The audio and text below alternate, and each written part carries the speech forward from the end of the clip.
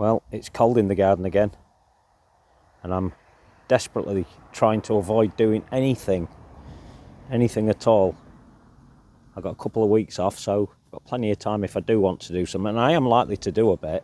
There's little bits and bobs around the garden that will need my attendance, but I'm trying to avoid doing anything major. But I've just got this feeling that spring's gonna hit early again.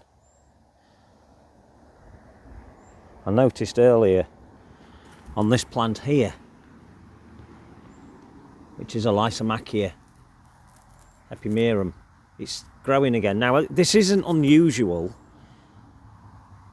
but I still think it's a little bit further on than it should be at this time of year. The 23rd of December at the moment, and it's away. Amy's having a little pooter around. He's not put off by the cold weather, not as much as I am. Usually it doesn't affect me, the cold weather, but I'm using it as an excuse to not come out and do anything at all. I tend to use this time of year to see what's worked and what hasn't worked. Well, I'm doing that all the time, as you know. But at this time of the year, we're not far off where we will have to start the cutback. But I'm not going to do that just yet.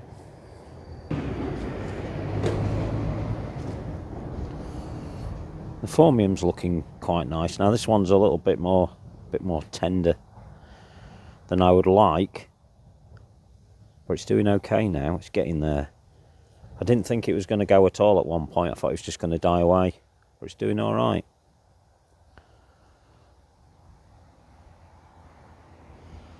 Other things are doing all right.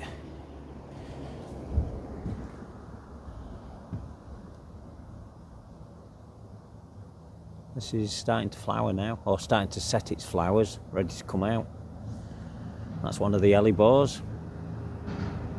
It's looking really good.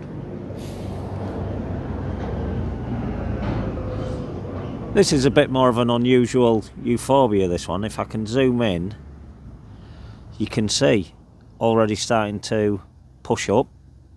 This is quite normal for this type. It's one of my walking stick ones. This Fargesia is doing really well now. Very small leaved, the Fargesias. People still worry about planting a bamboo. And there really isn't any need to worry. If you use the right one, you're going to be fine. This is doing really well now. It's been in, I think, 4 years now. And it's probably 6 foot tall now. In fact, let's get down there and let's have a look. Yeah, it's actually got to be over 6 foot tall now. Just over 6.5 foot. And it's very congested, which is what I like, because I'm using it as a bit of a screen. Now, if you look down there, you can just make out, get rid of that, you can just make out that it's quite a clumper, and it's not spreading, it's not shooting out as most people suspect they do, but they don't spread as much as you would think. That was deliberately put next to the shack so that I could have a bit of privacy when I was sat there. Didn't want people to spot me, but it's not tall enough yet because the shack itself has a decking in front of it, as you can see, and that's what, 1.5 foot above, so that makes that bamboo appear a bit shorter when you're actually stood on the deck itself. Bit more time though, and that should be okay. This is viburnum bodnantens. And I suspect it's one called Dawn. I didn't plant it here, it was already here. There were quite a few shrubs in this part of the garden when we got here, but I've removed, all of them actually, but this one and a holly tree which sits behind me as I film this. This one was flowering for ages, and it's nearly finished now. We're nearly at the end where it won't flower anymore, and it produces these lovely little suffused pink flowers. There's still quite a few on it, and they have a really heavy scent, a very nice scent, but you've got to come out into the garden to enjoy that. Now if you've got one of these types of viburnums, it will require a little bit of maintenance, because they can become these thickets like this one has become. Oh, not as bad as it was, because I've done a lot of work on it. And what I do is I take away some of the more chunky branches themselves, or stems. So those bigger stems, these ones, I will remove some of those. I'll probably remove a third of those, and it will always be the fatter ones. Now you would think not to do that, but you really must do that, or it becomes a very leggy, horrible type of viburnum eventually. And I leave these little skinny ones, and they are very skinny compared to the one to the right of that. That one there's well thicker than this one. But this is what you need to do. You need to do this in favour of the small skinny ones, and then in time it'll pay you back by becoming a very healthy looking shrub. As I said, I've been working on this one since I got here. What's that now? 8 foot? 9 foot probably in the air. This is the owl border I'm studying. Bronze owl's looking very nice. I bought that from a garden show at Hampton Court Palace many years ago, and it sits 10 foot up there, and I've sat it on this bit of a feature. It's a bit of a feature that I'm known for. I used to do a bit of garden design, and I used to put quite a few of these in. We'll step back here so you can get a proper look at it. And I chain mine, I put chains on them, and that's kind of a nod to the fact that sometimes we feel chained, or I feel chained, to the garden. But it's a nice little feature. So it's got some Millennia. Let's move further back so we can show you. Got some Millennia that's already collapsed. And one of the easiest plants to actually remove. Let's show you a bit. So you just pull it a bit away. I'm not going to do it now, but I just wanted to show you how easy it is to remove. So just remove that section there. Easy to pull out and dispose of. Some of the seeds will have set off of that Millennia, but that's okay. If I find them, I'll either collect them, put them into pots, or I'll just throw them away. I've got way too many Millennias anyway. The acanthus that you can see there, this green looking thing here, that's Acanthus mollis, and it's one called rue laden, and it's practically evergreen. So if you're looking for something more evergreen at this time of year, that could be a good choice. It produces a lovely white flower that reaches up to 5 foot every year. The little grass you can see there, that's Hackana, and it has a lovely colour, and I'm sure that'll already be pushing up little stubby bits at the base, and won't be too long before I'm going to have to cut that down. But it is nice, that grass, at any time of year. Obviously it's dead now, or the leaves are, they're dead, and they'll be cut back as spring pops in. Grass is still looking nice. This bamboo is still looking a bit, what can we call that? Wind beaten. And a bit desperate. Not looking great at all. But I can assure you that's going to be absolutely fine. This is a nice Acer. I can see this from up at the house, and it's quite a distance from us. And it reminds me of one of the dogwoods called Midwinter Fire. And if I brought somebody into the garden and asked them what that was, and they knew about Midwinter Fire, they would probably say it's Midwinter Fire. But it's not, it's an Acer. It's Acer Baihu. It's got a lovely colour at the top. It'll be a lot better when it gets a bit bigger. I mean, it's not big enough yet, it's only a baby still. And I have moved it a couple of times in the garden, but now it's looking okay. It's getting there. Hey look, there he is, look, there's Hamish. What's he saying? Got a big cat that keeps coming into the garden. And I suspect he's either looking at my other cat or he's looking at that cat somewhere around. I don't know.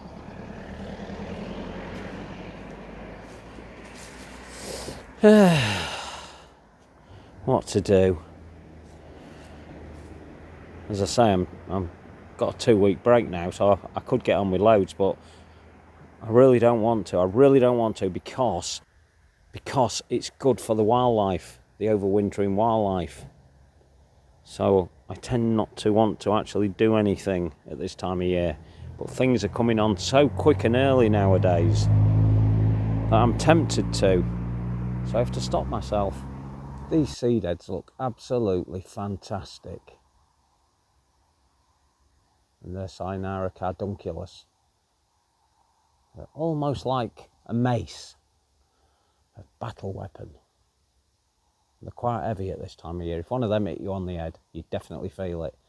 And I just leave them alone, and eventually they will break down and snap in some of the winds. And there's the new growth at the base. Already that's been shooting up for at least a month now.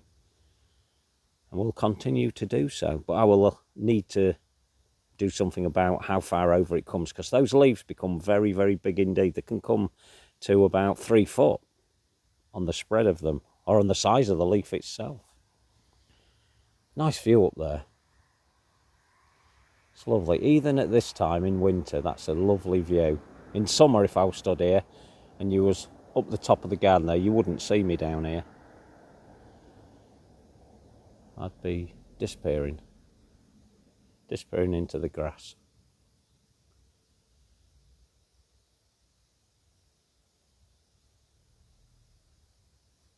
The house is looking okay, or bungalow, whatever you want to call it. That's Grassy Bottom itself, 1933 bungalow. Anyway, let's have a wander down the garden.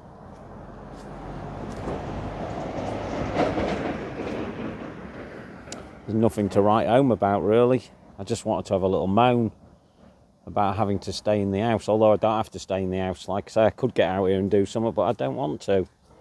I really don't want to. The wildlife dip pools are still full of leaf, as you can see, and that blue thing there, that's a little fishing net that I used to scoop them out, leaving it a bit longer. In fact, looking at that tree now, they're all off. All the leaves have fell off of it, so I guess we could get on with it. I'm not gonna. This is a lovely euphorbia. I know I show this one quite a lot, but it's doing well now. It's cold, so it's taking on those lovely colours. It's a beauty. It's a small one. I expected it to get a bit bigger than that, but it hasn't. That's Miner's Merlot, but it hasn't. It is what it is. China Clover rubra. Just love this grass. From New Zealand, an evergreen. It has loads of different colours within the grasses. Oranges, browns,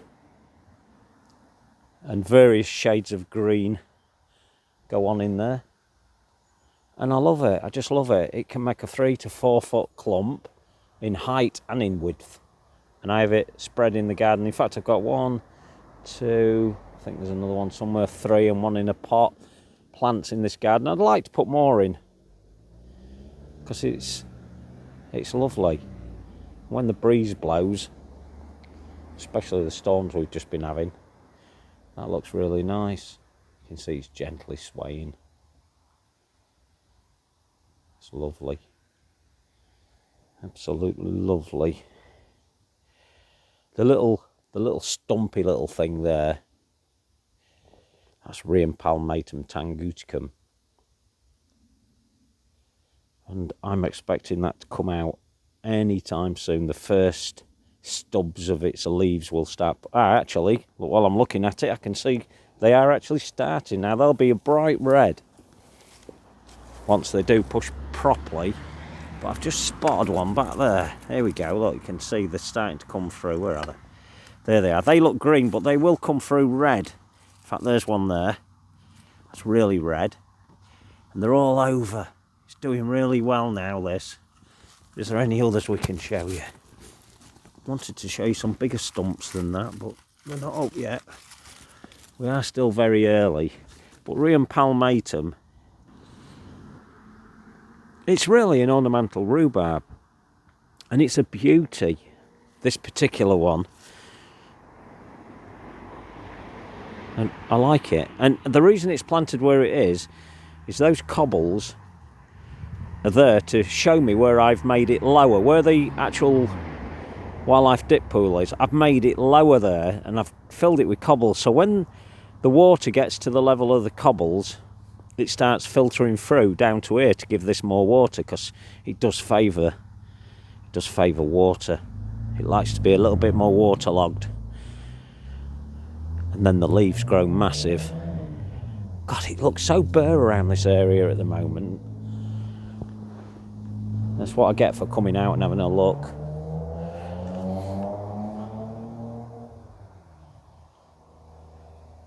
It's not going to be long now before we start getting some brighter nights. It's already on its way. We've got past the winter solstice, so things are going to start improving. But for us gardeners, not quick enough. We're all the same. We want it to come a bit quicker. But if you've got loads of dead plants in your garden at this time of year, like the grasses, not just the grasses, there's an echinacea there, there's an aster there,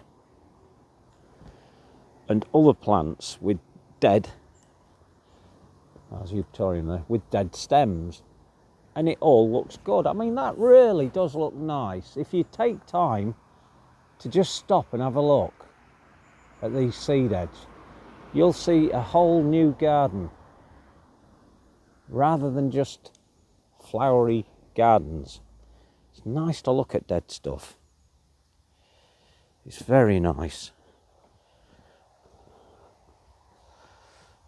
When I cut these back, I don't mess about with a pair of secateurs. Well, I can on some of them. In fact, on some of the plants, I do have to use secateurs. But on the majority of them, I will just get my edge trimmer and just take them down. And then they'll either go straight onto the compost heap, or they'll be burnt. It'll be as simple as that. Or sometimes I find areas where I can put them for the wildlife, so we just put clumps of them there. This is nice. This is a stilby. Well, the stilby seed head. It's very nice, isn't it? Look at that. It's beautiful. Beautiful. Listen at me. Beautiful. Well, it is, isn't it? Look at that. Let's try and keep the camera still. It's really nice. And as I say, if you look, you'll see. Not enough people do. They think things like this are a little bit boring. And I remember the days back in the 80s, even 90s, when gardeners would chop their garden down in September. Because that's it, it's done, it's finished, put it to bed for winter. We don't do that anymore. We've got new ways of thinking. And I encourage you to leave the dead. Leave them for the insects, because the insects will bring in the birds. And the birds will come in at a time in summer as well, when they take away the pests. It's a given. Quite deceiving on camera, this, because this is a lot steeper than it appears. It's very nice. That's quite a nice view down there. If we can get the camera tilting a bit. There you go. My camera work's not brilliant. I do try. Not hard enough. But, you know, overall the garden looks great. Just want to get out here and get on with it. Got these about to grow again. These are foxgloves that I thought was Stewartii, and we don't believe they are anymore. But look at the seed heads on them. Look at them. They're like towering monoliths. Get up to 6, 7, 8 foot even, depending on the size of the actual flower. And the leaf, the basal leaf, you can see them there. They are practically evergreen as well. And these are more perennial. Short-lived, admittedly. You might get 4, 5 years out of them, or even less, or even more. It depends where they are in the garden. But they're looking good. but really nice. These are Metataceae strophiopteris, or the shuttlecock fern. I'm looking to see if there's any new growth. There won't be at this time. Who am I kidding? There won't be no growth at this time of year. But, you know, I look in hope. You never know. A couple of evergreen ferns here, doing really well. That's a beauty, that one. As is this one. Beautiful.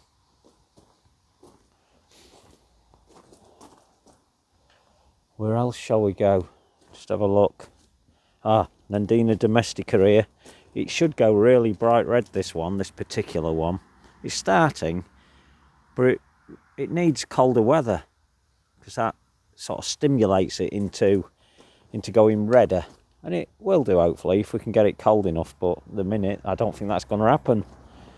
Just don't think it will happen. Oh, God, that's a nice view. I do show this one quite a lot when I'm here, because that, before long, will end up full of leaves, that acer. But at the moment you can see the shape of the trunk, the main trunk. And I've explained many times about why it's that shape. And a friend of mine, he had this one and he kept it in a pot. He had several of them. And apparently this one fell over and snapped the side branches. So there would have been branches towards the bottom of it. Where are we? There would have been branches down here. And they would have snapped off. And he kept it in the same pot and it kept falling over, and eventually he sold it to me. I didn't really have to talk him into it. I think he was glad to get rid of it. But it's a beauty. Absolute beauty. Telegraph pole pergola walk. I just love coming through here. I love it. And then that wind vane, or whatever you call them, is looking good as well. That's beautiful. It's really weird. The cockerel, look at the cockerel. It's really weird, but as you can expect from me, I like the weird and the wonderful. And it's looking good. Let's go and have a look at the nook again. I know we always go in here, but I quite like it. It's secluded. It's looking good. There's not a lot to do in here, admittedly. But it's looking very green indeed. I'd expect by now that some of these ferns would have been completely dead and dying back. Not dead, but dying back, and they're not. They are not. But I suspect they will be in the next month or so. And if they don't die back, I will cut all that old growth back. But not until spring, and not until the new little croziers start forming properly. Then I'll nip them out.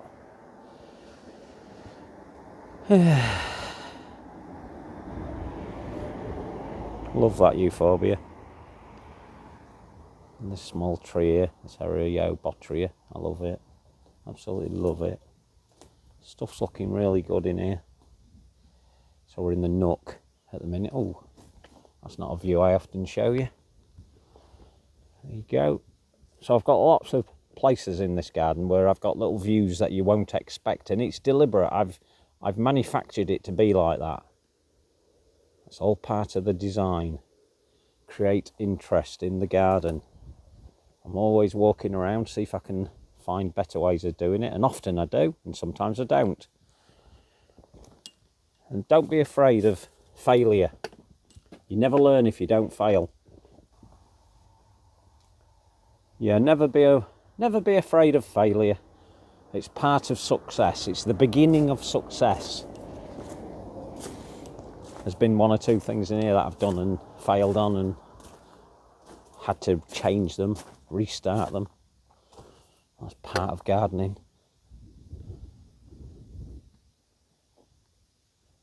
Probably aware I'm up on the Lincolnshire Wolds where I live. A little village called Bimbrook. Look it up. Nice village.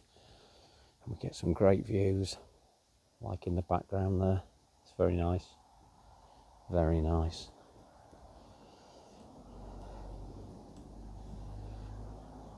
When I do finally get my act together and start chopping back, this will be one of the first borders that I'll mess about with.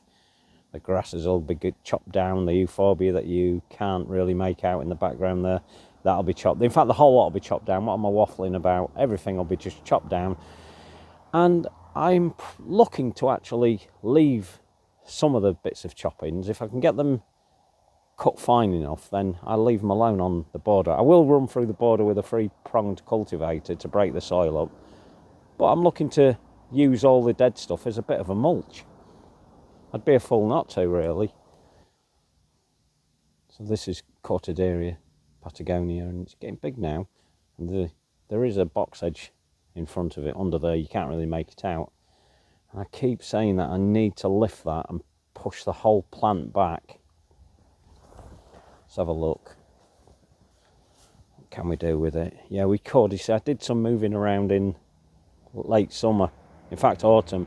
I put these bits and bobs in that you can see. These bits and bobs all got moved, but to be honest, the whole plant could do with coming straight over. Sometimes you've got to make sacrifices. Now there's a lovely geum there that you're looking at there, that green one. And that one there. I need one of them pointing sticks, don't I? So I can show you better.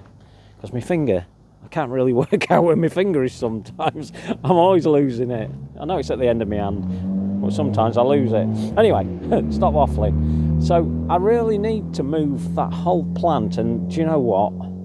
Standing here, I'm going to do it. I'm going to take it and I'm going to plonk it right there. That will then give it all the space it's going to need. And while I do it, or when I do it, I will probably split that up and take the opportunity to get some more plants from it. A very nice Cortaderia, that one. I know I talk about it all the time, but it really is one of my favourites. In fact, probably my favourite pampas grass, and a very small one. Very nice. Nice pittosporum. I'm not going about that one, show you it too much, that one. I'm looking for signs of life in other parts of the garden. Something different to show you.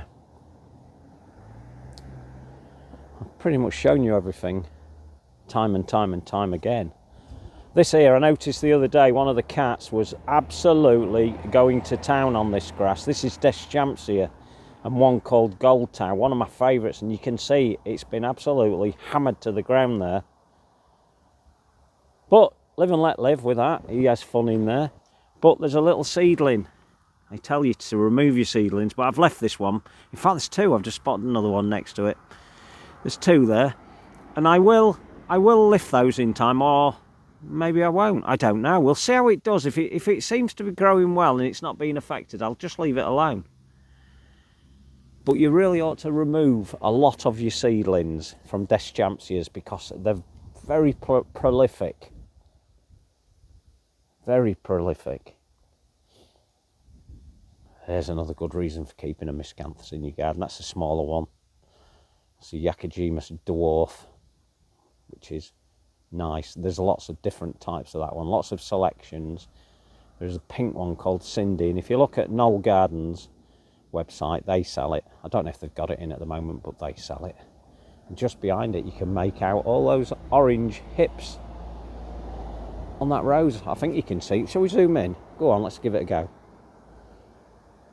Here we go. Lots of orange hips on that one. They're looking very nice. Zoom back out. Let's hope we don't mess it up. Yeah, things are growing away. This tree's looking good. It's actually starting to bud up again. It's Fagus sylvatica, Dowit Gold. Very columnar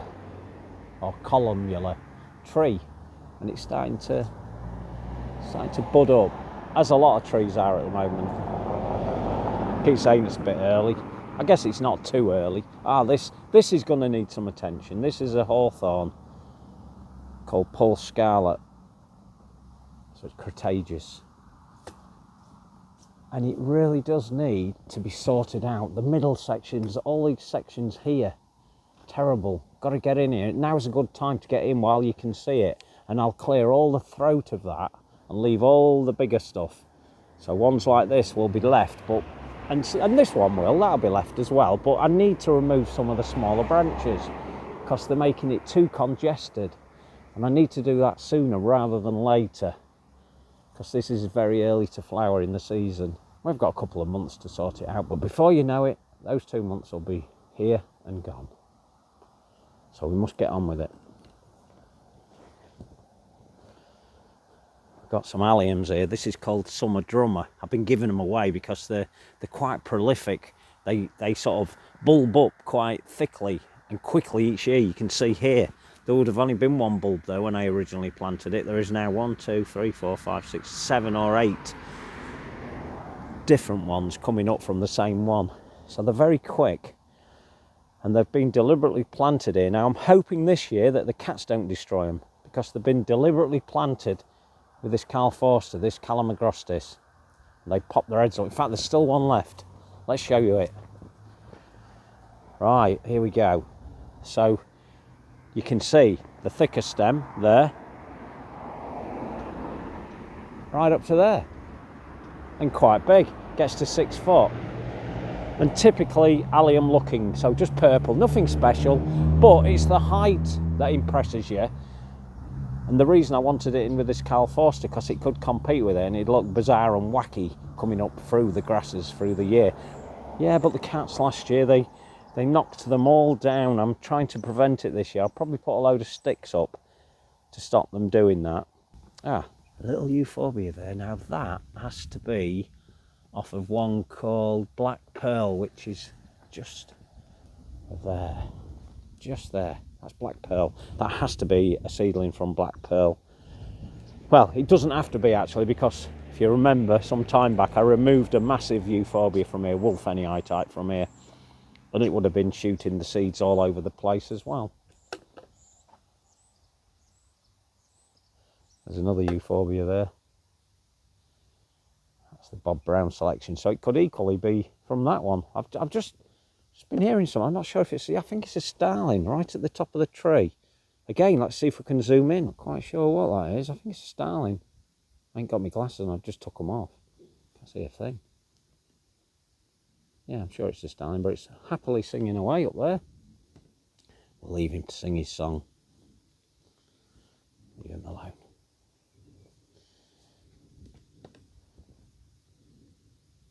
Now the step ladders I've left there, which are my hedge cutting step ladders, I get a bit idle sometimes and just leave them. They've been there a week since I did the roses, and the reason, to be honest, why I've left it is because I've left a bit, as you can see, and I couldn't reach it at the time. In fact, it was because the wind was blowing like mad, and it's a little bit further away. Let's go up here and show you. And that one there that's in the camera lens, that's got to come off. So while we're here, let's take the opportunity to lift up this camera and so you get a bit of height. It's on a stick at the moment, so you should be able to get a different view. And if we just pan across, you can see the school, the primary school sits there, which is great because there's nobody there now for 2 weeks. Nice and quiet at Grassy Bottom. That's the rest of the garden. And then I'm above the floating deck. There's Amish, sat there, waffling now, aren't I?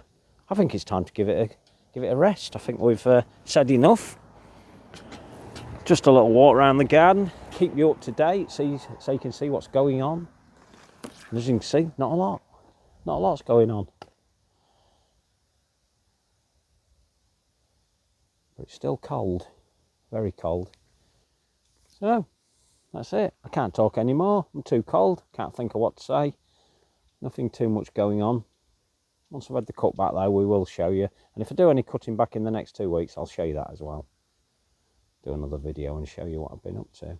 But it's the time of the year when you really should leave things alone. Don't mess about in the garden in rain or in icy weather. Just leave the garden alone. Let it be what it is. There's not a lot you can do. And if you've got grasses in your garden, you'll still have this lovely look about it. And evergreens, if you've got evergreens, they should be singing a song for you as well. But don't do too much at this time of year, because you'll do more damage than the garden deserves. And if you've put all that time into producing the garden and then you go in and wreck it just because you couldn't wait, then that's a bit sad, isn't it? So I try and avoid it, trying to avoid it. I'm actually trying to talk myself out of doing anything while I'm doing this video, because I really don't want to do any more. I think I'll end with that shot there. Quite nice. I'll touch you on the next one. Ta-ra.